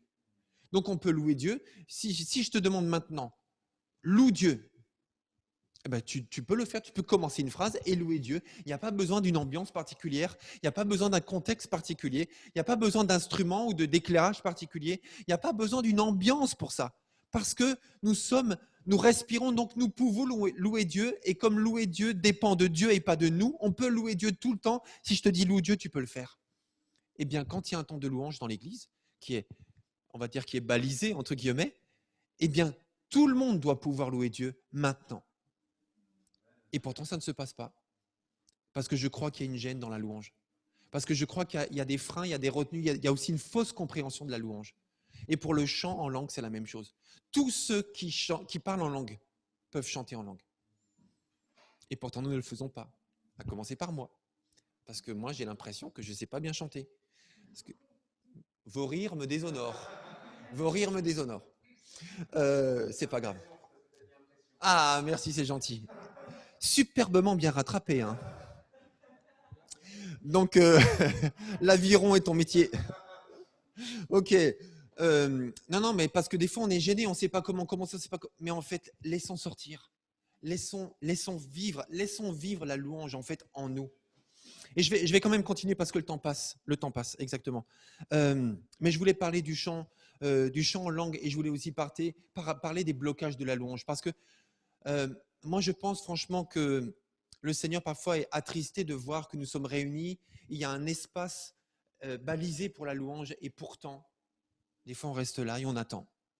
Et on attend que ça se passe, on attend que ça se termine. Ou alors même des fois, lorsque le chant est terminé, on se rassied directement. Mais pourquoi ? Pourquoi est-ce que dès que l'ambiance change, pourquoi est-ce que nous changeons ? Alors que ce n'est pas lié à l'ambiance, ce n'est pas lié à nous, c'est lié à Dieu. Pourquoi est-ce qu'il y a un si grand manque, je le dis simplement, un si grand manque de spontanéité, de dynamique ? Je vous le dis, un feu d'artifice, il faut que ça sorte, il faut que ça fuse. Normalement, ça doit sortir tout seul. On devrait freiner l'assemblée, en fait, pour passer à la suite. C'est ça qui doit se passer. On ne devrait pas attendre qu'il ne se passe plus rien et se dire, bon, ça fait 5 minutes qu'il ne se passe rien, bon, ben, on va prêcher. Non, on devrait arrêter en disant, bon les amis, ok, maintenant on va laisser la place à la parole, vous êtes tout feu, tout flamme, ok, c'est le feu d'artifice ce matin, mais il faut aussi qu'on prenne du temps avec la parole de Dieu. C'est ça qui devrait se passer chaque dimanche. Moi, je devrais prendre la parole et je devrais vous arrêter. Amen. On peut applaudir, ouais. Mais oui, mais c'est ça. Non, mais ça, c'est complètement biblique ce que je dis. Hein. Ce n'est pas juste inventé par un pasteur enthousiaste. C'est vraiment complètement biblique. Il y a aussi de la place pour l'expression artistique, l'expression inspirée artistique. Mes amis, vous êtes nombreux à avoir du talent artistique à travers un instrument, à travers la danse, le chant, à travers n'importe quoi en fin de compte, peu importe le don que Dieu vous a donné. Laissez-vous inspirer une louange prophétique à travers les arts. Une louange prophétique à travers les arts. Et ça, c'est aussi une des raisons pour lesquelles on a besoin d'un autre bâtiment. Parce qu'on manque de place pour exprimer les arts. On manque de place pour avoir des expositions. On manque de place pour bouger, pour circuler aussi. Et pour exprimer des mouvements aussi inspirés. Mais en tout cas, avant d'avoir un nouveau bâtiment, on ne va pas attendre pour le faire. Amen. Alors concrètement, parlons aussi de la diversité des positions. Qui a dit que pour louer Dieu, je dois rester debout ou assis, ou lever une main, ou lever les deux mains ? En fait, je peux louer Dieu n'importe comment. Enfin, quand je dis n'importe comment, je me comprends. Mais il y a tellement de diversité des positions dans la Bible. Il est parlé de se mettre à genoux. Il est parlé de se mettre la face contre terre. Il est parlé de se lever. Il est parlé de danser. Il est parlé de lever les mains, de lever une main. Il est parlé de bouger. Il est parlé des instruments de musique, de tout type d'instruments de musique. On ne peut même pas résumer toutes les positions qui sont décrites dans la Bible. Mes amis, usons de cette liberté, usons de cette diversité pour librement exprimer notre louange et notre adoration. Et c'est là aussi où moi, en tant que pasteur, je veux que nous prenions cette liberté. Parce qu'en l'apprenant, on va encourager les autres à l'apprendre. Ça doit commencer par quelqu'un. Prenons cette liberté, amen. Lève les yeux au ciel, écarte les mains, ouvre les yeux. Il ne faut pas avoir peur d'ouvrir les yeux aussi, encore une fois, dans la prière. Tu peux marcher, tu peux rester assis, peu importe. Tu peux te mettre à genoux, Bon, bref, peu importe. Alors maintenant, en assemblée, lorsque nous sommes ensemble. Donc on a vu comment louer Dieu concrètement lorsque je suis seul. Mais aussi lorsque nous sommes ensemble. Quelle est la différence entre les moments où je suis seul pour louer Dieu et lorsque nous sommes réunis? Alors avant de parler de cette différence, déjà je veux dire que la puissance de la louange se manifeste aussi lorsque nous sommes ensemble. Et la louange est aussi une activité communautaire. Mes amis, il y a des tas de passages bibliques, mais le temps manque pour en parler, où il est clairement parlé de la force et de la puissance du rassemblement des croyants, dans l'Ancien Testament et dans le Nouveau Testament. Et j'aimerais vraiment m'adresser à tous ceux qui pensent que ce n'est pas nécessaire et que ce n'est pas important de se réunir. C'est totalement faux. Et tout dans la Bible dit le contraire. Donc toi et moi ne pouvons pas imaginer que nous avons la liberté de supposer qu'on n'a pas besoin de la communauté pour vivre la vie que Dieu veut que nous vivions. La communauté est nécessaire et indispensable à la vie chrétienne épanouie et à l'image de ce que Dieu veut pour toi et pour moi. Alors la louange communautaire, elle est puissante et elle est stimulante. Et c'est vrai, ce matin, on était en feu en fait. Ce matin, il y avait de la force, il y avait de la puissance. Moi, je vous dis franchement, derrière mon masque, parce qu'on est tous masqués, c'est un peu le bal masqué, ohé, ohé. Mais je pleurais de joie, tellement j'étais ému ce matin d'entendre autant de voix, autant 12. Ça va, c'est raisonnable. Mais ça fait 3 mois que je n'ai pas entendu autant de gens louer Dieu ensemble, mais en présentiel. Waouh, c'est tellement grand, c'est tellement puissant. C'est puissant et c'est stimulant lorsqu'on est ensemble. Et c'est pour ça qu'on a besoin de le vivre ensemble, gloire à Dieu. On a besoin de se réunir, on a besoin des conventions, on a besoin des réunions dans l'église, on a besoin des groupes de maison, on a besoin d'être ensemble parce qu'il y a une puissance et une stimulation lorsque nous sommes regroupés. Amen. Gloire à toi. Et je voudrais même dire que souvent je suis porté par la louange communautaire. Porté, c'est-à-dire je me laisse des fois porter tout simplement. Et quand je dis je, c'est toi, c'est tout le monde. Alors il y a beaucoup de points communs entre la louange seule et la louange communautaire. Alors c'est quoi la différence entre les deux? En fait, déjà premièrement, c'est pareil. C'est pareil, il y a beaucoup de points communs. Les 4 types de louanges que j'ai décrits tout à l'heure, ou les 4 approches de la louange que j'ai décrites tout à l'heure, peuvent être vécues en groupe autant que seules. Et je crois que souvent, il y a des blocages inutiles qui se produisent lorsque nous sommes ensemble parce qu'on fait trop de distinctions entre la louange privée et la louange publique. Comme si lorsqu'on était ensemble, d'un seul coup, il fallait faire attention à ce que les autres pensent, il fallait faire attention au regard des autres, il fallait faire attention aux mouvements que je fais, à la manière dont je me comporte lorsque je suis en assemblée, parce que j'ai l'impression qu'il y a 2 mondes différents, la louange seule et la louange en communauté. Mais en fait, on a la liberté aussi lorsqu'on est ensemble, amen. On a le droit de se mettre comme on veut, façon de parler, de prendre beaucoup de liberté dans la position lorsque nous sommes ensemble. Je crois qu'il y a beaucoup de blocages inutiles lorsque nous sommes ensemble. Nous avons besoin d'exprimer plus de liberté lorsque nous sommes réunis. Parfois, nos célébrations sont un peu coincées. Nos louanges sont un peu trop calmes. Nos louanges sont trop intérieures. Parfois, on s'assoit trop vite, je l'ai dit tout à l'heure, lorsqu'un chant est terminé. Et cette semaine, lorsque je discutais avec Marie-France, je me permets de te citer, dans notre conversation, c'était rien de privé, mais on a eu une réflexion qui était très intéressante que je n'avais même pas remarquée. En fait, on se faisait la réflexion tous les deux, pourquoi est-ce que parfois, lorsque nous sommes réunis, nous sommes tellement pudiques dans notre culture occidentale, même si on n'est pas tous d'Occident, mais on est tous mélangés, on est ici en Occident. Pourquoi est-ce qu'on est tellement pudiques? Et là, on a réalisé que pour la plupart d'entre nous, nous venions d'un milieu catholique romain et en général dans les messes, et ce n'est pas du tout une critique quand je dis ça, mais en général dans les messes, on n'extériorise pas trop ce qu'on ressent, ce qu'on pense. Et on a cet héritage et cette habitude. Et parfois, lorsqu'une personne, on vient avec un ami, avec un invité, on a presque peur qu'il voit trop de liberté dans l'église parce qu'il a peut-être le référentiel de l'église catholique ou de la messe dans laquelle on est plus calme et on se dit il va nous prendre pour des fous. Mais pourquoi? Alors que j'ai remarqué d'ailleurs que quand on invite un ami ou une amie qui ne vient pas du tout d'un milieu catholique, mais qui n'est pas forcément croyant ou qui n'a aucune culture religieuse chrétienne, eh bien lui au contraire il trouve ça bien. Ah ouais, c'est super bien, ça bouge bien, etc. Et lui il ne nous trouve pas du tout étrange quand on bouge. Donc c'est une vraie réflexion à se faire. Mais j'aimerais vous dire, mes amis, encore que, parce que c'était il y a 1 an et demi lorsque j'étais en Guadeloupe, en mission. Oui, bien sûr, en mission, c'est vrai. On peut être en mission en Guadeloupe. Eh bien, le premier soir où nous sommes arrivés là-bas, on a été invités par nos amis pasteurs de l'Église de Dieu en Guadeloupe, qui nous ont invités d'abord pour prendre un temps de prière et puis un temps de repas. Ils nous ont invités dans leur quartier de Pointe-à-Pitre. Et dans ce quartier, donc l'Église de Dieu en Guadeloupe, pour la plupart d'entre eux, en tout cas pour l'instant, en fait, ils sont haïtiens. Donc, la communauté haïtienne, en général, ça bouge bien. Ça extériorise, ça exprime assez facilement l'adoration et la louange de façon expressive. Eh bien, on avait un temps de louange et un temps d'adoration entre pasteurs, mais c'était tellement calme.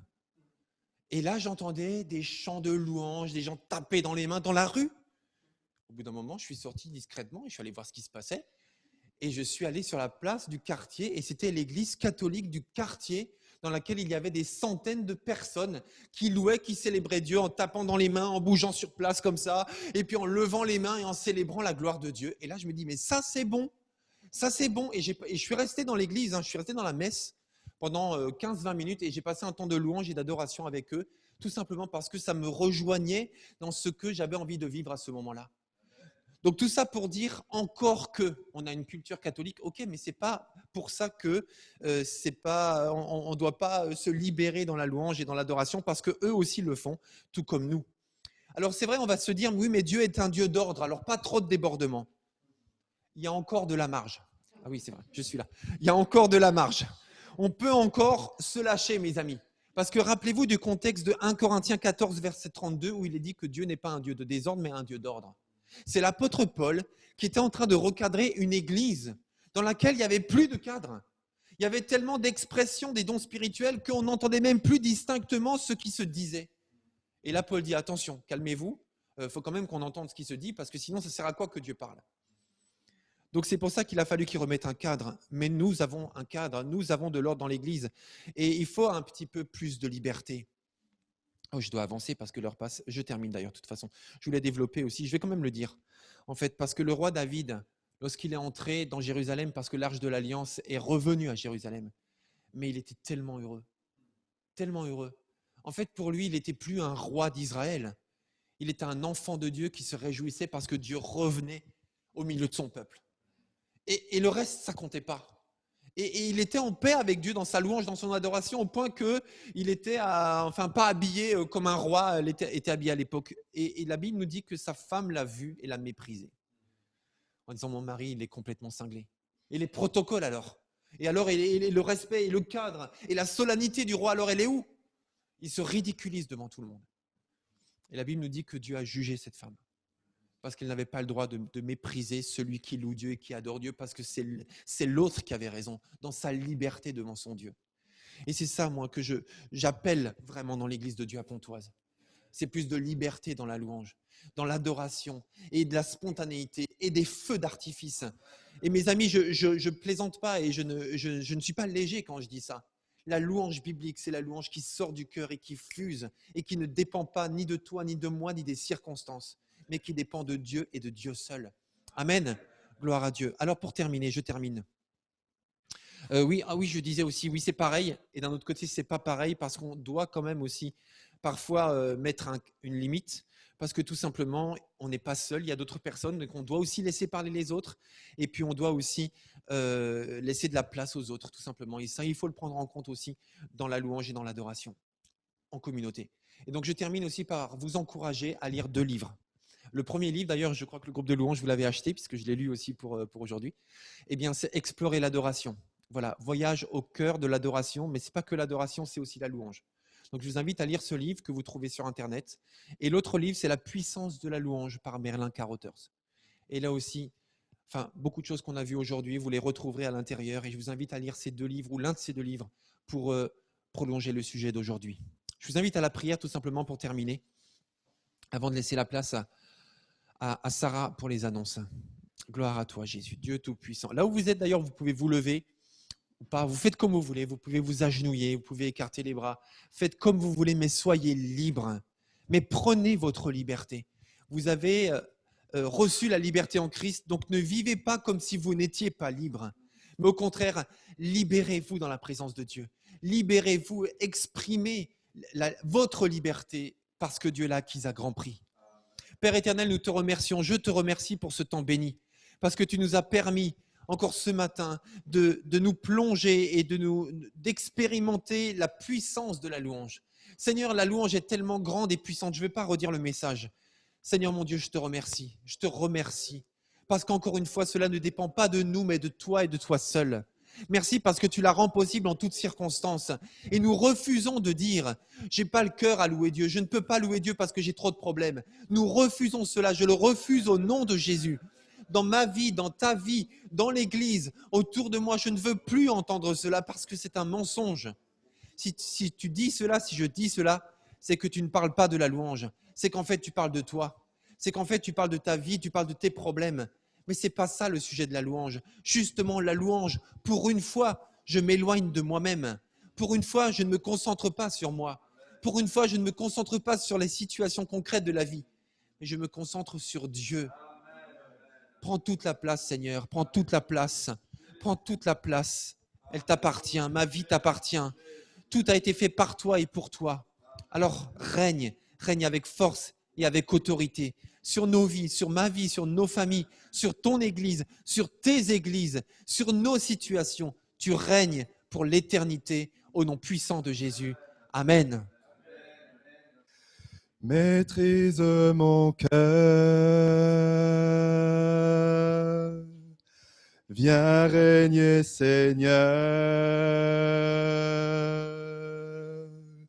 et que ta volonté soit faite à jamais. Règne en moi, Roi puissant, règne en moi. Règne en moi, Roi puissant, règne en moi. Contente de vous retrouver, toujours à distance, mais en même temps en présentiel, selon où on se situe. Donc, on a passé un merveilleux moment et ouais, c'était sensationnel. J'avoue, hein, j'avais des appréhensions pour plein de choses, mais rien que le fait d'entrer dans les lieux, comme Nadège disait, ça prenait une autre dimension. Et bien sûr, Dieu est présent dans différents lieux, à différents endroits, mais sa présence était palpable ici. Et donc, je veux le louer pour cela. Et on passe de bons moments. Donc, on va passer au temps des annonces, ce moment tant espéré de chacun. Et je vais continuer à vous encourager à offrir à Dieu vos offrandes, vos dîmes, parce que ça aussi, ça lui fait plaisir, ça aussi, ça l'honore.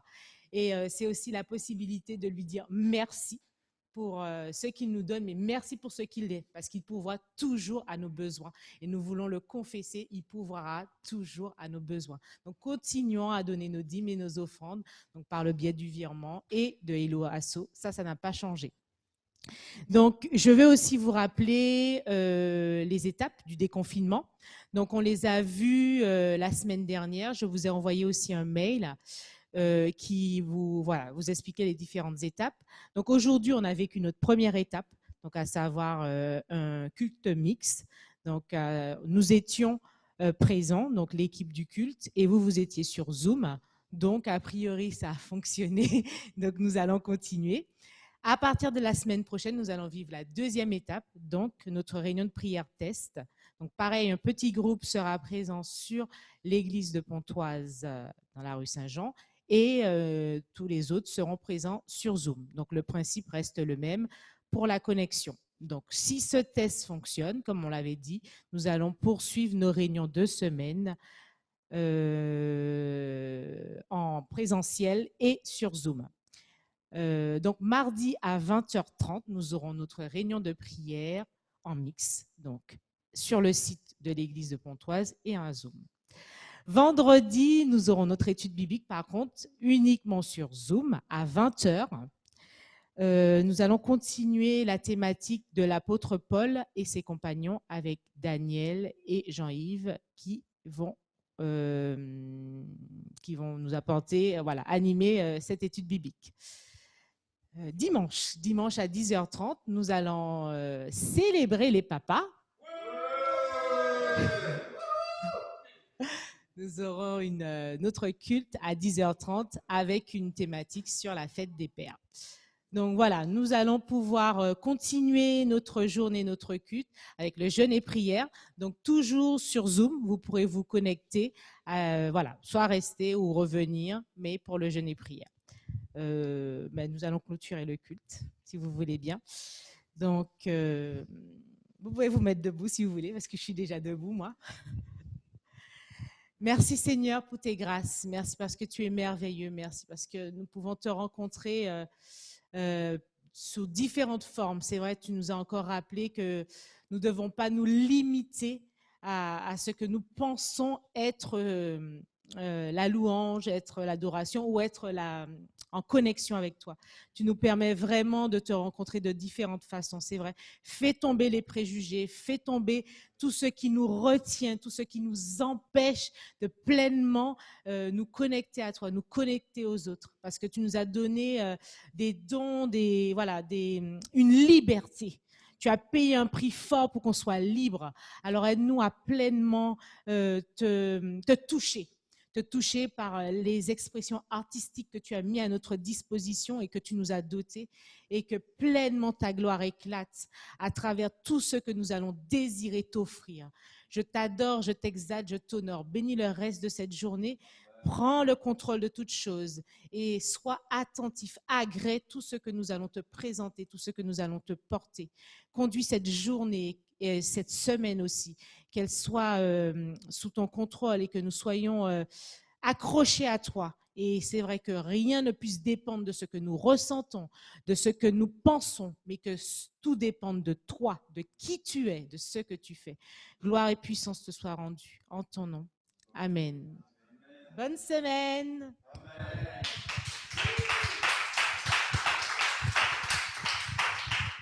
Oui, je crois à la vie éternelle. Je crois que d'une vierge il est né. Je crois à la communion des saints et en ta sainte Église. Oui, je crois